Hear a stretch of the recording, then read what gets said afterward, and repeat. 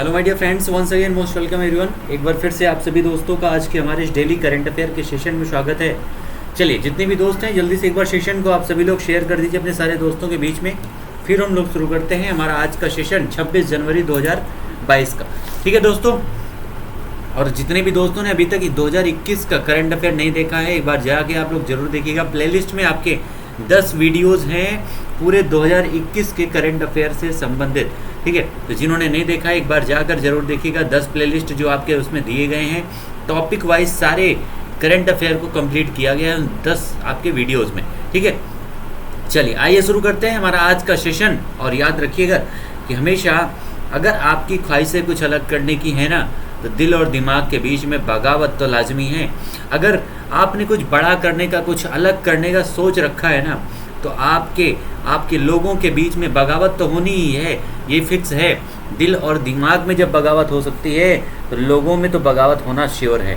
दुनिया आपको पता नहीं क्या क्या बोलेगी, किस रास्ते पे जा रहे हो, कहाँ जा रहे हो, लेकिन you will not to deviate from your way. हमेशा अपने आप को, अपने एम को केंद्रित रखना है। दुनिया तो बोलती रहेगी, जितने भी लोगों से पूछोगे चीज़ों के बारे में, वो अलग अलग प्रकार की अपनी राय देंगे, लेकिन आपको अपने आप को मैनेज करना dear. How you will have to achieve your goal, your aim. ठीक है, तो इसी के साथ आइए शुरू करते हैं हमारा आज का सेशन। और पहला क्वेश्चन आपके सामने है। पहला क्वेश्चन है, सोलर प्रोटॉन इवेंट का पता इसरो के किस अंतरिक्ष मिशन ने पहली बार लगाया है? पहली बार किस अंतरिक्ष मिशन के द्वारा जो एक इसरो का मिशन है, ठीक है, उसके द्वारा सोलर प्रोटॉन इवेंट का पता लगाया गया है डियर। ये किस अंतरिक्ष मिशन के द्वारा लगाया गया है? तो ये लगाया गया अभी आपका हाल ही में, जो सबसे लास्ट भेजा गया था चंद्रयान 2। किसमें? चंद्रयान 2 में जो है आपका ये सोलर प्रोटॉन इवेंट्स का पता लगाया गया चंद्रयान 2 के द्वारा। याद रखिएगा, ये एक प्रकार का अंतरिक्ष मिशन है, और ये मिशन जो है किसके द्वारा भेजा गया था? तो इस मिशन को भेजा गया है डियर इसरो के द्वारा। किसके द्वारा? इसरो के द्वारा जो है इस मिशन को भेजा गया है, याद रखिएगा।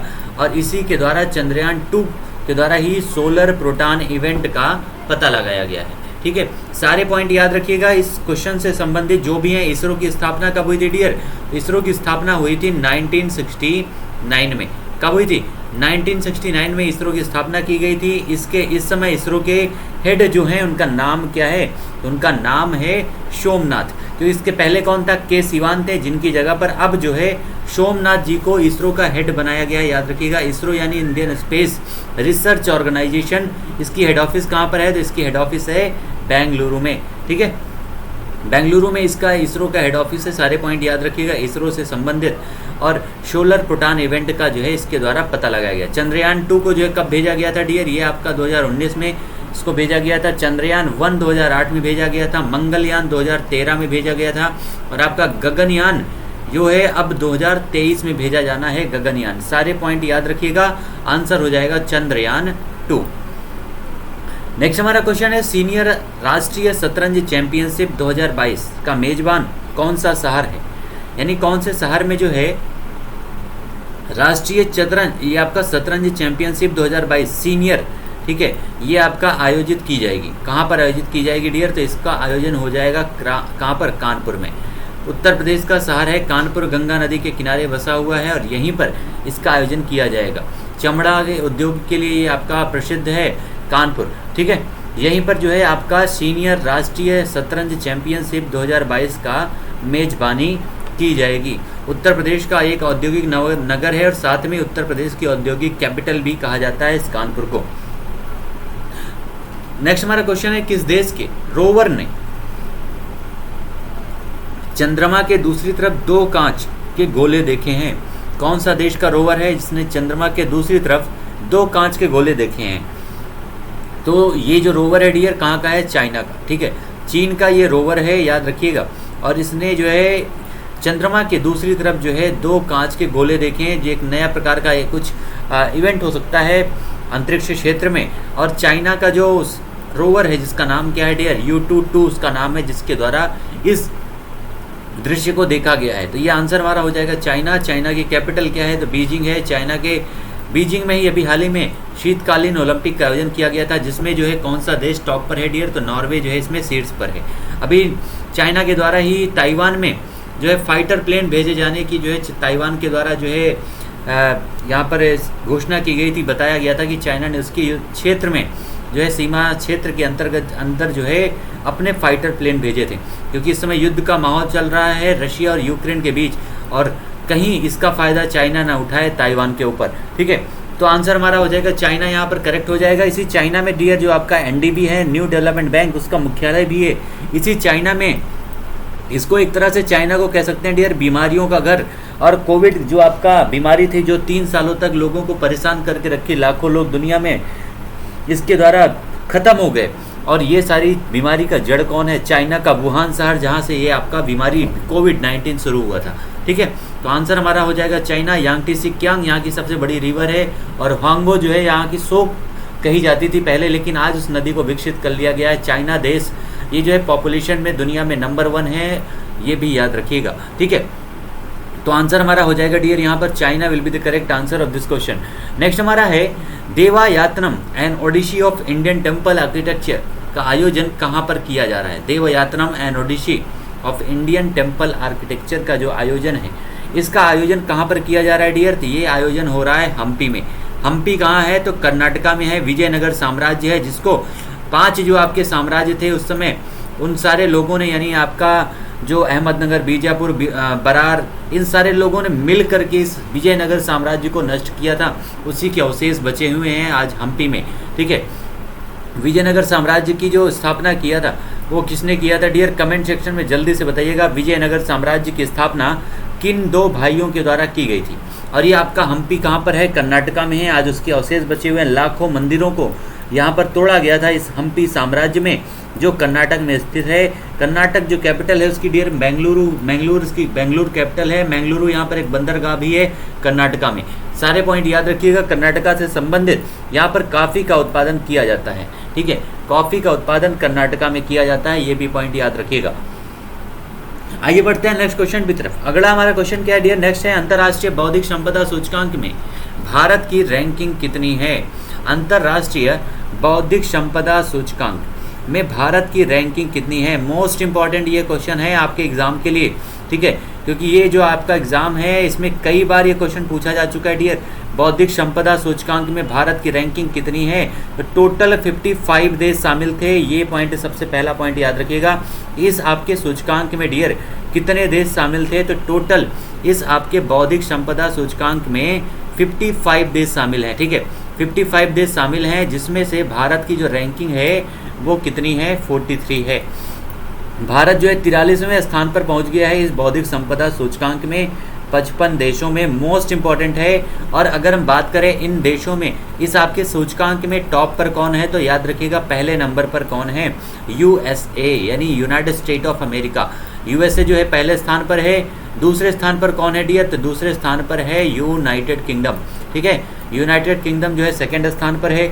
तीसरे स्थान पर कौन है? तो तीसरे स्थान पर है जर्मनी। जर्मनी जो है तीसरे स्थान पर है। चौथे पर है स्वीडन, और 5वें पर कौन है? फ्रांस है। ठीक है, स्वीडन के बाद 5वें स्थान पर कौन है डियर? फ्रांस जो है 5वें स्थान पर। ये सारे नाम याद रखिएगा, मोस्ट इंपॉर्टेंट है। टॉप पे कौन है? यूएसए है, यूनाइटेड किंगडम है दूसरे नंबर पर, उसके बाद जर्मनी है, फिर उसके बाद स्वीडन है, और 5वें नंबर पर फ्रांस है। लेकिन हमारे भारत का जो स्थान है वो है 43वें स्थान पर है इंडिया इस सूचकांक में। मोस्ट इंपॉर्टेंट इंडेक्स है, और इसमें भारत ने अपना काफ़ी सुधार किया है। 38.6% तक सुधार किया है भारत ने इस आपके इंटेलेक्चुअल प्रॉपर्टी इंडेक्स में। ठीक है, चलिए आइए बढ़ते हैं नेक्स्ट क्वेश्चन पर डियर। अगला हमारा है भाषा संगम मोबाइल। भाषा संगम मोबाइल ऐप को बढ़ावा देने के लिए भाषा प्रमाण पत्र सेल्फी अभियान किस मंत्रालय के द्वारा शुरू किया गया है? भाषा प्रमाण पत्र सेल्फी अभियान।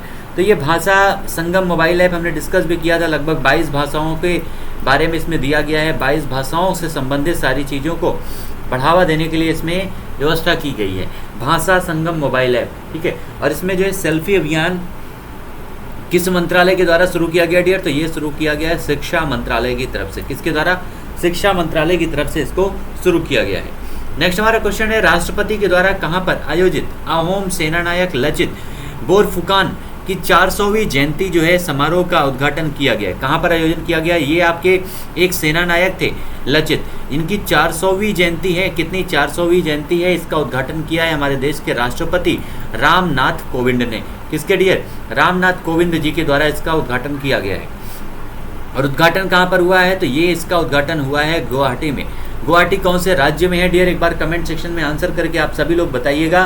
गुवाहाटी जो है एक बहुत ही शानदार स्थल है, पर्यटक स्थल है, बहुत ही खूबसूरत स्थल है गुवाहाटी। और ये किस राज्य में स्थित है, ये कमेंट सेक्शन में आप सभी लोगों को बताना है। ठीक है, किस राज्य में स्थित है। अगर हम राष्ट्रपति की बात करें डियर, एक नज़र में अगर राष्ट्रपति को देखना चाहें, ठीक है, तो याद रखिएगा राष्ट्रपति एक नज़र में आप याद रखिएगा। मोस्ट इंपॉर्टेंट जो अभी हम डिस्कस करने जा रहे हैं, सबसे पहला कि भारत का एक राष्ट्रपति होगा, ये चीज़ें कही गई है भारत के हमारे आर्टिकल 52 में कि भारत का एक राष्ट्रपति होगा। उसके अलावा आर्टिकल 53 में क्या बोला गया है कि भारत का जो राष्ट्रपति है उसकी शक्ति कार्यपालिका में निहित होगी, आर्टिकल 53 में बताया गया है।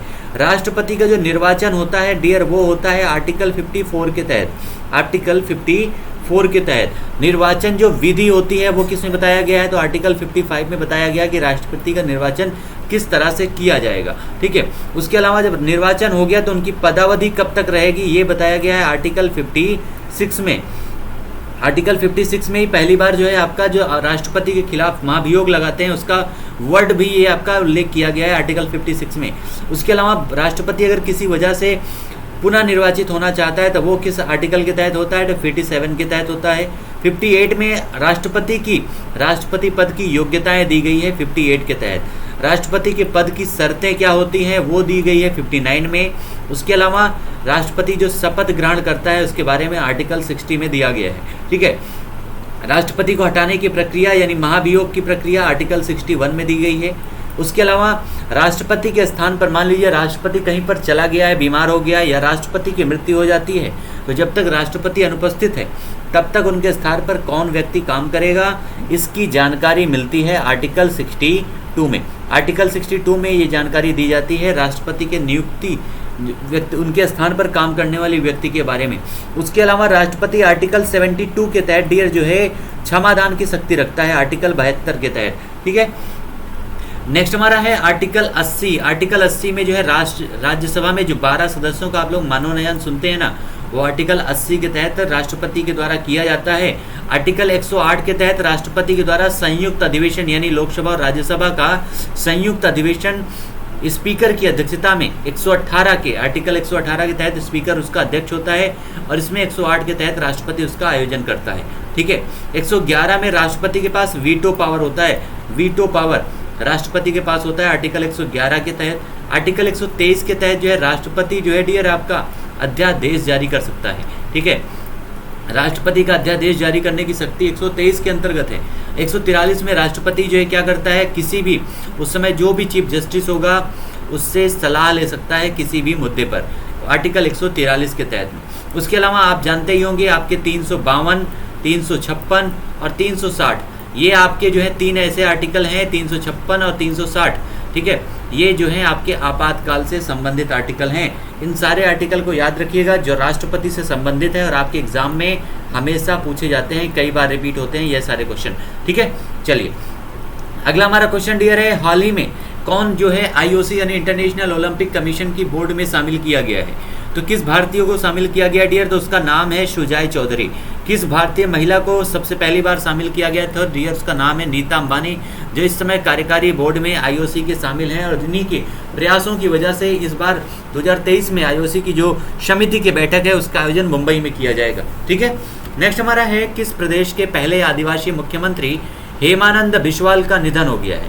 तो हेमानंद बिस्वाल का जो निधन है डियर वो किस राज्य के मुख्यमंत्री थे? सबसे पहले आदिवासी मुख्यमंत्री हैं और इनका जो राज्य है वो है ओडिशा, जहाँ के इस समय मुख्यमंत्री कौन है? नवीन पटनायक जी ओडिशा के मुख्यमंत्री हैं। कैपिटल इसकी भुवनेश्वर है। कोणार्क का सूर्य मंदिर यहीं पर है, लिंगराज मंदिर यहीं पर है ओडिशा में ही, और कई सारे नेशनल पार्क भी आपके ओडिशा में। कलिंगा स्टेडियम भी कहाँ है? ओडिशा में है, जहाँ पर जूनियर हॉकी विश्व कप का आयोजन किया गया था। ठीक है, नवीन पटनायक यहाँ के मुख्यमंत्री हैं ओडिशा के। सारे पॉइंट याद रखिएगा, ओडिशा से संबंधित मोस्ट इंपॉर्टेंट ये आपका पॉइंट है। ठीक है, नेक्स्ट हमारा है ब्रिकवर्क्स रेटिंग ने वित्त वर्ष 2022 में भारत की GDP को घटाकर कितना कर दिया है? भारत की GDP को कम करके कितना कर दिया गया है ब्रिकवर्क्स के द्वारा? तो ये किया गया डियर 8.3%। कितना? 8.3% किया गया है भारत की जीडीपी को घटा करके ब्रिक वर्क्स रेटिंग के द्वारा। ठीक है, नेक्स्ट हमारा है प्रश्नोत्तरी। अब हम बढ़ते हैं डियर हमारे प्रश्नोत्तरी की तरफ। 10 क्वेश्चन है प्रश्नोत्तरी में, जिसमें आपके ऑप्शन भी यहाँ पर आपके सामने होंगे, जिनमें आप अपना आंसर भी दे सकते हैं। जितने भी हमारे दोस्त हमारे साथ जुड़े हुए हैं, कमेंट सेक्शन में एक बार आंसर आप लोग सभी जितने भी हैं सभी क्वेश्चन का आंसर आप लोग जरूर दीजिएगा, ट्राई कीजिएगा किस क्वेश्चन का आंसर क्या होगा, अपने आप को आजमाइएगा। ठीक है, और एक बार सेशन को जिन्होंने लाइक नहीं किया है बाबू लाइक कर दीजिएगा, शेयर कर दीजिएगा सारे दोस्तों के बीच में। जितने भी आपके दोस्त हों, आपके दिल में, आपके दिमाग में, हर जगह सबको बुलाइएगा सेशन में। आइए बढ़ते हैं प्रश्नोत्तरी की तरफ, और प्रश्नोत्तरी में पहला क्वेश्चन आपके सामने है। शानदार क्वेश्चन है, बहुत इंपॉर्टेंट क्वेश्चन है। मिलन युद्धाभ्यास। ठीक है, भारतीय नौसेना का बहुपक्षीय मिलन 2022 का आयोजन कहाँ पर हो रहा है? मिलन युद्धाभ्यास, इसका आयोजन कहाँ पर किया जा रहा है डियर? तो भारतीय नौसेना का युद्धाभ्यास है विशाखापत्तनम में, कोच्चि में, चेन्नई में या फिर बॉम्बे में, मुंबई में। इसका आयोजन कहाँ पर किया जाएगा इस मिलन युद्धाभ्यास का? तो याद रखिएगा इसका अभ्यास का जो आयोजन है वो होगा विशाखापत्तनम में। ठीक है, विशाखापट्टनम में डियर इसका आयोजन किया जाएगा इस मिलन युद्धाभ्यास का, जो और बहुत ही इंपॉर्टेंट ये आपका क्वेश्चन बनेगा आपके एग्जाम के लिए। नाम याद रखिएगा मिलन युद्धाभ्यास, और इसका आयोजन कहाँ पर हुआ है? तो विशाखापट्टनम में। ठीक है, नेक्स्ट हमारा है 27 फरवरी से धर्म गार्जियन युद्धाभ्यास बेलगाम में भारत और किस देश के बीच में आयोजित किया जाएगा? 27 फरवरी से आयोजन किया जा रहा है, ये पॉइंट सबसे पहला याद रखिएगा। 27 फरवरी से इसका आयोजन किया जा रहा है। कहाँ पर इसका आयोजन किया जाएगा? तो ये है बेलगाम में। बेलगाम कहाँ है डियर? तो ये लिख लीजिएगा, कर्नाटका में है आपका बेलगाम। ठीक है, कहाँ पर? कर्नाटका में बेलगाम है, यहीं पर इसका आयोजन किया जाएगा धर्म गार्जियन 2022 का। धर्म गार्जियन युद्धाभ्यास 2022 का कब से? तो 27 फरवरी से लेकर ये आपका 10 मार्च तक आयोजित किया जाएगा। 27 फरवरी से डियर 10 मार्च तक भारत और किस देश के बीच में इसका आयोजन किया जाएगा? भारत और अमेरिका, भारत रूस, जापान या फिर फ्रांस के बीच में। तो इसका जो आयोजन है ना डियर वो किया जाएगा भारत और जापान के बीच में। भारत और जापान के बीच में पूर्व आपके धर्म गार्जियन युद्धाभ्यास का जो तीसरा संस्करण है, कौन सा संस्करण है? तो ये भी याद रखिएगा, ये आपका तीसरा संस्करण है। ठीक है, थर्ड इसका संस्करण है इस धर्म गार्जियन युद्धाभ्यास का, जिसमें आपके भारत और जापान की सेनाएं शामिल होंगी, जिसमें भारत की तरफ से मराठा, ठीक है, भारत की तरफ से डियर आपकी मराठा लाइट इन्फेंट्री रेजिमेंट शामिल होगी, जबकि जापान की तरफ से जापानी ग्राउंड सेल्फ डिफेंस फोर्सेज इसमें भाग लेंगी। ये सारे पॉइंट याद रखिएगा इस युद्धाभ्यास से संबंधित, जिसका शुरुआत जो है इस आपके धर्म गार्जियन का शुरुआत जो है डियर आपका 2018 से हुआ था, जिसका तीसरा संस्करण है। ठीक है, उसके अलावा भारत और जापान के बीच में एक आपका जापाड युद्धाभ्यास भी होता है, जाइमेक्स युद्धाभ्यास भी होता है। ये आपके भारत और जापान के बीच में जाइमेक्स युद्धाभ्यास और आपका जापाड युद्धाभ्यास दोनों आपके किसके बीच होते हैं? भारत और जापान के बीच में इसका आयोजन किया जाता है, ये याद रखिएगा। जापान की कैपिटल क्या है डियर? जापान की कैपिटल क्या है? टोक्यो है, जहाँ पे टोक्यो में ओलंपिक और पैरा ओलंपिक का आयोजन किया गया था। फूमियो किशिदा यहाँ के प्रधानमंत्री हैं। सारे पॉइंट याद रखिएगा। जापान से संबंधित मोस्ट इंपॉर्टेंट ये आपका क्वेश्चन बनता है जापान से। अमेरिका जो है डियर इसका वॉशिंगटन डीसी कैपिटल है। हेड कौन है यहाँ पे? Washington DC. इसके जो है अमेरिका के तो जो बाइडेन यहाँ के प्रेसिडेंट हैं, जिन्होंने यूक्रेन युद्ध में उसकी यूक्रेन की सैन्य सहायता से करने से पूरी तरह से मना कर दिया है। ये आपकी वॉशिंगटन डीसी पोटोमैक नदी किनारे है। यही वॉशिंगटन डीसी में वर्ल्ड बैंक और आईएमएफ का मुख्यालय भी है डियर, ये भी याद रखिएगा। कमला हैरिस यहाँ के उपराष्ट्रपति हैं। 50 यहाँ पर राज्य हैं आपके अमेरिका में। ठीक है, रशिया जो है इस समय यूक्रेन पर आक्रमण कर चुका है, रशिया के द्वारा, जिसने 2014 में जो है क्रीमिया पर पहले ही अधिकार कर लिया था। इसी रशिया से पहले 15 गणराज्य थे जो अलग होकर आज अलग अलग कई सारे स्वतंत्र देश बन चुके हैं, लेकिन रशिया ने फिर से उन पर कब्जा करना शुरू कर दिया है और शुरुआत हुई है यूक्रेन से। ठीक है, रशिया की कैपिटल क्या डियर? मॉस्को है। व्लादिमीर पुतिन यहाँ के हेड हैं। दुनिया का सबसे बड़ा क्षेत्रफल वाला देश है रशिया, और यहाँ पर हमारा आंसर है जापान। फ्रांस जो है कल भारत को जो है फ्रांस से 3 और राफेल मिल चुके हैं फ्रांस के द्वारा। ठीक है, आइए बढ़ते हैं नेक्स्ट क्वेश्चन पर डियर। अगला हमारा क्वेश्चन है भारतीय एयरटेल इंडस टावर्स ने किस कंपनी के 4.7% हिस्सेदारी का अधिग्रहण किया है?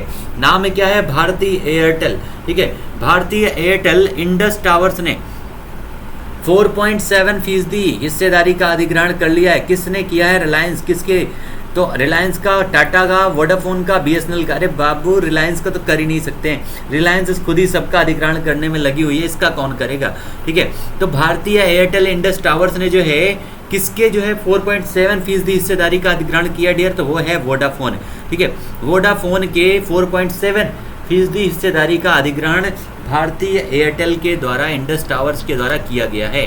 आंसर हो जाएगा वोडाफोन, यहाँ पर हमारा करेक्ट हो जाएगा, ठीक है। टाटा के द्वारा अभी एयर इंडिया की वापसी हुई है, एयर इंडिया को फिर से उसके 100% अधिग्रहण कर लिया गया डियर, किसके द्वारा, टाटा के द्वारा, ठीक है। टाटा के द्वारा, रतन जी टाटा जो है इसके हेड हैं, रतन जी टाटा, टाटा के द्वारा अधिग्रहण किया गया है एयर इंडिया का, ठीक है। इस तरह से आंसर हमारा यहाँ पर क्या हो जाएगा, Vodafone will be the correct answer dear. इसी के द्वारा जो है 4.7% का अधिग्रहण किया गया है भारतीय एयरटेल इंडस टावर्स के द्वारा। नेक्स्ट हमारा है सिंगापुर वेट लिफ्टिंग इंटरनेशनल में किस भारतीय ने स्वर्ण पदक जीता है, कौन सा है, तो सिंगापुर वेट लिफ्टिंग इंटरनेशनल, क्या शानदार जगह है घूमने लायक, ठीक है। चलिए तो सिंगापुर चलते हैं, आइए देखते हैं वेट लिफ्टिंग इंटरनेशनल। तो वेट लिफ्टिंग इंटरनेशनल में डियर भारत को स्वर्ण पदक किसने दिलाया है, किस खिलाड़ी ने भारत को इतनी खुशी मनाने का मौका दिया है। सिंगापुर वेट लिफ्टिंग इंटरनेशनल में भारत को स्वर्ण पदक दिलाने वाला कौन बना है, मीराबाई चानू, जेरेमी लालिनुंगा, सतीश शिवलिंगम, रवि कुमार कातुलु। तो ये जो आपका सिंगापुर वेट लिफ्टिंग है इसमें स्वर्ण पदक किसने जीत लिया है डियर, तो याद रखिएगा कोई और नहीं है, वही खिलाड़ी है जिसका नाम हमें याद है, जिसने भारत को ओलंपिक में पहला मेडल दिलाया था। ओलंपिक में 2021 में टोक्यो ओलंपिक में भारत को पहला मेडल दिलाने वाली मीराबाई चानू, इन्होंने जो है सिंगापुर वेट लिफ्टिंग में जो है 55 किलो भार वर्ग में, ये भी याद रखिएगा किस भार वर्ग में डियर, तो 55 किलो भार वर्ग में जो है इन्होंने भारत को स्वर्ण पदक दिलाया है। मोस्ट इंपॉर्टेंट ये क्वेश्चन आपके एग्जाम के लिए बनेगा। इसमें मीराबाई चानू ने लगभग टोटल 191 केजी यहाँ पे वजन उठाया है और 55 किलो इसका भार वर्ग था। मीराबाई चानू करेक्ट आंसर हो जाएगा। और इसी के साथ ही मीराबाई चानू बर्मिंघम में जो आपका राष्ट्रमंडल 2022 में आयोजित होने वाला है बर्मिंघम में, ठीक है, उसी में 55 किलोग्राम वर्ग के लिए बर्मिंघम यहाँ के राष्ट्रमंडल खेलों के लिए जो है इन्होंने क्वालिफाई भी कर लिया है। तो इसी के साथ एक क्वेश्चन और याद रखिएगा कि राष्ट्रमंडल खेलों का 2022 में आयोजन कहाँ पर किया जाएगा डियर, तो ये किया जाएगा कहाँ पर, बर्मिंघम में। और इसी के साथ ही इन्होंने राष्ट्रमंडल जो खेल है उसके 49 किलोग्राम भार वर्ग में भी क्वालिफाई किया है। तो दोनों में 55 किलोग्राम वर्ग में और 49 किलोग्राम वर्ग में आपके बर्मिंघम में होने वाले जो आपका आयोजन हो रहा है राष्ट्रमंडल खेलों का, वहाँ पर ये क्वालिफाई कर चुके हैं मीराबाई चानू 55 किलोग्राम वर्ग में। और मीराबाई चानू ने भारत को दिलाया है एक स्वर्ण पदक सिंगापुर वेट लिफ्टिंग इंटरनेशनल में, ठीक है। तो आंसर हमारा हो जाएगा फर्स्ट यहाँ पर। नेक्स्ट हमारा क्वेश्चन है डियर 1991 में रूस के विघटन से पहले यूएसएसआर में कितने गणराज्य थे, ठीक है, कितने गणराज्य शामिल थे आपके यूएसएसआर यानी संयुक्त राज्य, जो आपका सोवियत संघ रशिया था, ठीक है। सोवियत संघ रशिया में कितने गणराज्य शामिल थे 1991 में, ये क्वेश्चन पूछा गया है, ठीक है। 10 थे, 12 थे, 15 थे या फिर 20 थे, कितने गणराज्य थे, क्योंकि मैं पता है रशिया उस समय बहुत ही बड़ा विशाल देश था, लेकिन कुछ देशों की वजह से जो है उसका विघटन हुआ, कई सारे देशों ने षड्यंत्र करके उसका विघटन किया है, ठीक है, जिसको शीत युद्ध के नाम से भी जानते थे। और यूएसएसआर में कितने देश थे डियर, तो याद रखिएगा उस समय रशिया में जो है 1991 से पहले कितने देश थे, तो 15 गणराज्य शामिल थे इस रशिया में, ठीक है, 15 गणराज्य शामिल थे जो अब स्वतंत्र हो चुके हैं। लेकिन रशिया ने अब आक्रमण कर दिया है 25 फरवरी को युद्ध की शुरुआत हो गई है। रशिया के द्वारा यूक्रेन पर आक्रमण किया गया है। वहाँ के यूक्रेन के जो हेड थे, जिनका जो राष्ट्रपति हैं जिनका नाम है वोलोडिमिर ज़ेलेंस्की, उन्होंने अपने कई सारे सैनिकों के हताहत होने की भी सूचना दी है। एक्चुअली इसकी शुरुआत जो है रशिया ने 2014 में ही कर दिया था डियर, क्रीमिया अटैक से। 2014 में क्रीमिया अटैक से रशिया ने इसकी शुरुआत कर दी थी। आज ये थोड़ा सा देख लेते हैं, रशिया के इस इतिहास पर नज़र डालते हैं, ठीक है। तो 2014 में जो है क्रीमिया पर रशिया ने अधिकार कर लिया था और कुछ अपने जो अलगाववादी गुट थे उनको भेज करके रशिया ने इस पर कब्जा कर लिया था। इसी के साथ ही रशिया को जो है G8 जो मेंबरशिप थी उसकी ख़त्म कर दी गई थी और उसको G8 से बाहर कर दिया गया था। उसके बाद से रशिया अपना काम करना शुरू है और फिर से रशिया ने जो है यूक्रेन पर जो है आक्रमण कर दिया गया है 25 तारीख को, ठीक है।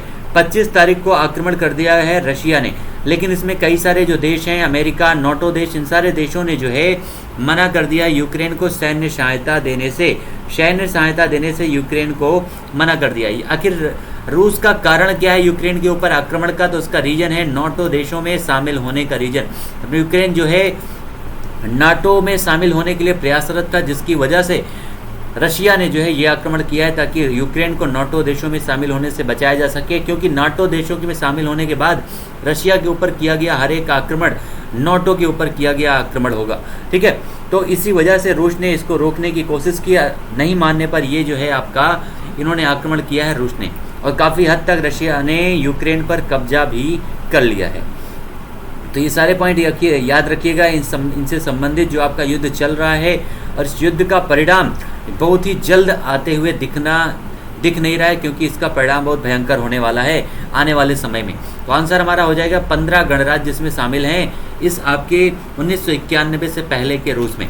नेक्स्ट हमारा है union MSME RuPay credit card किस बैंक के द्वारा जारी किया गया है?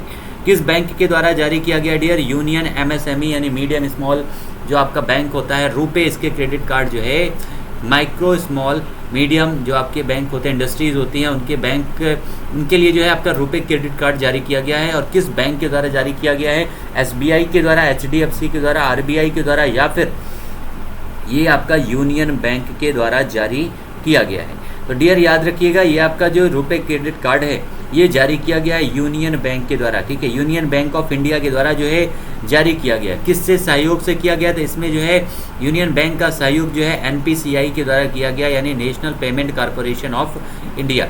National payment corporation of India के द्वारा इसकी सहयोग की गई है, जिसकी स्थापना 2013 में हुई थी डियर। एनपीसीआई जो है इसकी स्थापना कब हुई थी? तो 2013 में इसकी स्थापना की गई थी। जिसने इसकी मदद की है किसकी? तो यूनियन बैंक की, इस कार्ड को, रुपे कार्ड को चालू करने में। यूनियन बैंक का मुख्यालय कहाँ पर है डियर? तो याद रखिएगा इसका मुख्यालय है मुंबई में। इसके जो सीईओ हैं उनका नाम क्या है? तो राजकिरण राय। ठीक है, राजकिरण राय जो है इसके सीईओ हैं, और 1919 में इसकी स्थापना की गई थी। 1919 में इसकी स्थापना की गई थी। सारे पॉइंट याद रखिएगा, इस यूनियन बैंक से संबंधित आंसर हो जाएगा यूनियन बैंक हमारा यहाँ पर। ठीक है, आइए बढ़ते हैं नेक्स्ट क्वेश्चन की तरफ। अगला हमारा है किसके द्वारा एनबीएफसीज को 30 सितंबर 2025 तक मुख्य वित्तीय सेवा समाधान लागू करने को कहा गया है? एनबीएफसी मतलब क्या होता है dear? Non banking financial corporation जो होती हैं, गैर वित्तीय संस्थाएं जो होती हैं, उन्हीं के बारे में बोला गया है कि वो मुख्य वित्तीय सेवा समाधान को लागू करें। कब तक के लिए? तो 2025 तक के लिए। ठीक है, 2025 तक के लिए लागू करने के लिए कहा गया है। तो ये आपका एक जो घोषणा की गई है किसके द्वारा किया गया? नीति आयोग के द्वारा, सेबी के द्वारा, आरबीआई के द्वारा, या फिर नाबार्ड के द्वारा इसकी घोषणा की गई है डियर। तो ये किया गया है किसके द्वारा? आरबीआई के द्वारा। ठीक है, आरबीआई के द्वारा, जो आपका आरबीआई के गवर्नर हैं शक्तिकांत दास जी के द्वारा ये आपका घोषणा लागू करने के लिए कहा गया है एनबीएफसीज को। एनबीएफसीज मतलब आप समझ गए होंगे, जो गैर बैंकिंग वित्तीय कंपनियां होती हैं, नॉन बैंकिंग फाइनेंशियल कॉर्पोरेशन जो होते हैं, उन्हीं को बोला गया है कि आपके जो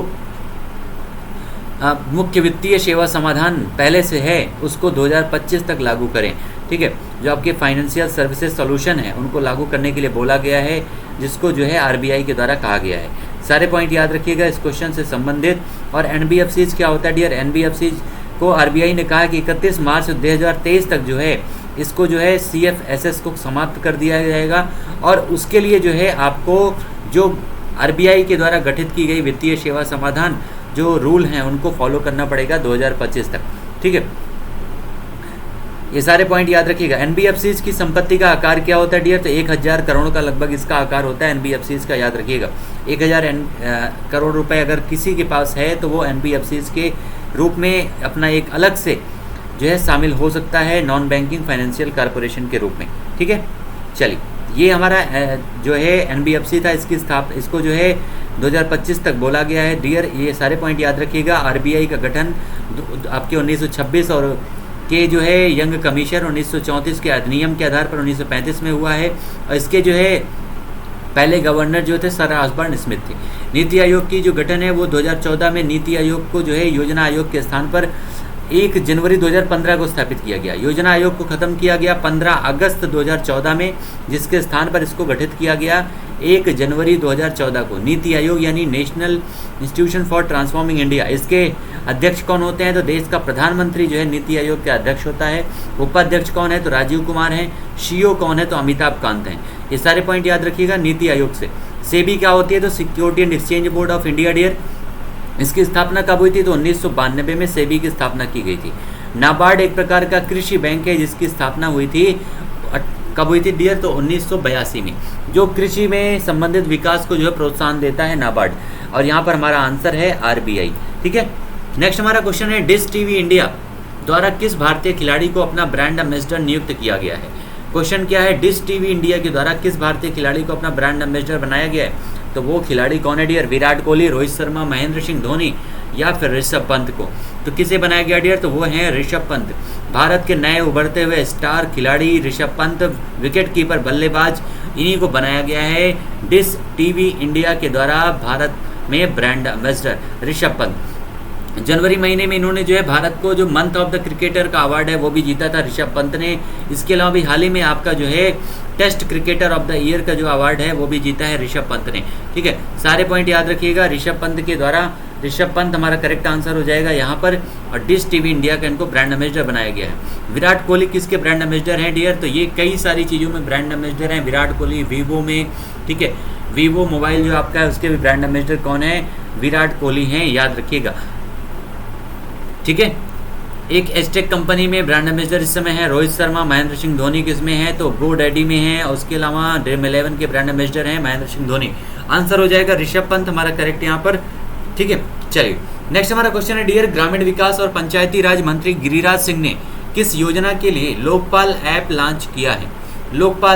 लोकपाल ऐप का मतलब होता है डियर अपनी समस्याओं के निराकरण के लिए जो एक प्रकार का ऐप लॉन्च किया गया है। और ये लॉन्च किया है किसने? तो पंचायती राज मंत्री हैं ग्रामीण विकास से। आपके जितने भी स्टूडेंट हैं उनके लिए मोस्ट इंपॉर्टेंट ये आपका क्वेश्चन बन रहा है। लोकपाल ऐप किसके द्वारा लॉन्च किया गया है? गिरिराज सिंह। मंत्री कौन है पंचायती राज? तो गिरिराज सिंह हैं। और ये ग्रामीण विकास से संबंधित है, इसलिए याद रखिएगा। और ये किस योजना के लिए इसको लॉन्च किया गया है? एम नरेगा के ऊपर, अमृत, पीएमजे या पीएमजेजेबीवाई या फिर एपीवाई के लिए। तो याद रखिएगा डियर, इसकी जो शुरुआत है वो की गई है महात्मा गांधी नरेगा के लिए। ठीक है, महात्मा गांधी नरेगा के लिए इसकी शुरुआत की गई है, जो आपका एक तरह से रूरल एम्प्लॉयमेंट गारंटी जो आपका एक प्रोग्राम है उसी के लिए इसको लॉन्च किया गया है लोकपाल ऐप को। 2009 में इसको जो है अधिनियम के रूप में दिया गया था एम नरेगा को 2009 में।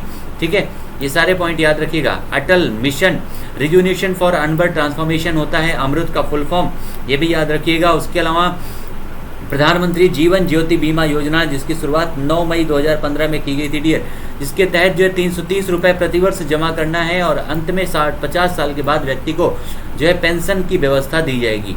एपीवाई क्या होता है? अटल पेंशन योजना। इसके तहत जो है 12 रुपये प्रतिमाह जो है आपके अकाउंट में कटेंगे और इसकी पेंशन व्यवस्था जो है आपके 60 साल के बाद उसकी लाभ आपको पेंशन के रूप में मिलेगा। ये सारी योजनाएं, ये दोनों आपकी 9 मई को शुरू की गई थी 2015 में।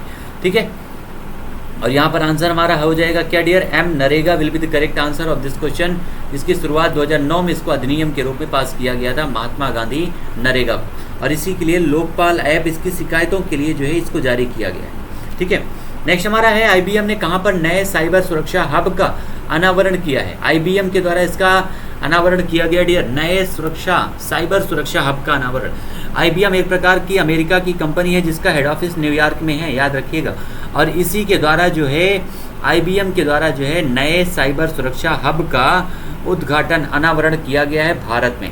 ठीक है, तो कहाँ पर किया गया है? जयपुर में डियर, दिल्ली में, हैदराबाद में या फिर बेंगलुरु में। कहाँ पर इसका अनावरण किया गया है? तो याद रखिएगा इसकी शुरुआत की गई है बेंगलुरु में, क्योंकि भारत की आईटी सिटी है बेंगलुरु और यहीं पर जो है इसे शुरू किया गया है। किसके द्वारा? तो ये भी याद रखिएगा आईबीएम के द्वारा। आईबीएम की हेड ऑफिस कहाँ पर है डियर? तो ये पॉइंट याद रखिएगा, आईबीएम की हेड ऑफिस है न्यूयॉर्क में। ठीक है, न्यूयॉर्क में जो है आईबीएम की हेड ऑफिस है और साइबर हमले को जो है रोकने के लिए, इसको सुरक्षित करने के लिए साइबर सुरक्षा के हिसाब से बेंगलुरु में जो है इसकी स्थापना की गई है आपके आईबीएम के द्वारा। आईबीएम का मतलब क्या होता है डियर? तो इंटरनेशनल बिजनेस मशीन। ठीक है, इसका फुल फॉर्म होता है, ये भी पॉइंट याद रखिएगा। आईबीएम का मुख्यालय कहाँ पर है? तो न्यूयॉर्क में है। इसके IBM के CEO एक भारतीय हैं जिनका नाम है अरविंद कृष्णा, ठीक है। अरविंद कृष्णा जो है इसके CEO हैं। भारत के कई सारे CEO विदेशों में हैं, जिनमें आपका माइक्रोसॉफ्ट के CEO सत्या नडेला हैं, गूगल के CEO सुंदर पिचाई हैं, IBM के CEO हैं अरविंद कृष्णा, ठीक है। ट्विटर के CEO अभी हाल ही में बनाया गया था। तो ये सारे हमारे भारत के खिलाड़ी हैं जो विदेशों में शानदार खेल दिखा रहे हैं। तो आंसर हो जाएगा बेंगलुरु, और इसकी स्थापना IBM की हुई थी 1911 में। सारे पॉइंट याद रखिएगा। IBM से संबंधित जितने भी क्वेश्चन हमने डिस्कस किया डियर, ये सारे हमारे आज के सेशन के क्वेश्चन थे, मोस्ट इंपॉर्टेंट, जो आपके एग्जाम के लिए इंपॉर्टेंट थे। आज हमने सारे क्वेश्चन को डिस्कस किया डियर सारे। और बाबू जितने लोग अभी तक चैनल को अभी तक आप लोगों ने लाइक नहीं किया, लाइक कर दीजिएगा सेशन को एक बार, ठीक है। और चैनल पर जो वीडियो अभी आपका चला है करंट अफेयर का, वो सेशन आपको कैसा लगा एक बार कमेंट सेक्शन में आंसर जरूर दीजिएगा, ठीक है। कमेंट सेक्शन में आंसर जरूर दीजिएगा, शेयर कर दीजिएगा सारे दोस्तों के बीच में। और जिन्होंने अभी तक चैनल को सब्सक्राइब नहीं किया है डियर, रेड कलर का यहाँ पर घंटी दिख रही है, रेड कलर का आपके मोबाइल में भी सब्सक्राइब बना होगा, सब्सक्राइब जरूर कर दीजिएगा उसको दबा करके, और बेल आइकन दबा दीजिएगा ताकि आपको आसानी से नोटिफिकेशन सारी चीज़ों की मिलती रहे, ठीक है। मिलते हैं फिर से अगले सेशन में, तब तक के लिए आप सभी लोगों को thank you so much. Enjoy कीजिए, मस्ती के साथ पढ़ते रहिए। और कल है 5वें चरण का चुनाव, और भारत में जो उत्तर प्रदेश में आपका चुनाव चल रहा है 5वें चरण का, कल आपके इलाहाबाद में भी चुनाव है, आसपास के क्षेत्रों में भी चुनाव है। निर्वाचन में देश के भविष्य के जो आने वाला हमारा समय है उसके लिए, उसके अच्छे भविष्य के लिए जो है निर्वाचन में आपको शामिल होना अनिवार्य है। आप सभी लोग मतदान जरूर कीजिएगा जहां पर भी हैं, जिस भी क्षेत्र में, जिस विधानसभा क्षेत्र में आप हैं, सुटेबल कैंडिडेट जो भी हो उसको मतदान कीजिएगा, जो भी देश हित में कार्य कर सके, आपके हित में कार्य कर सके, ठीक है। मिलते हैं अगले सेशन में, तब तक के लिए आप सभी लोगों को thank you so much all my dear students.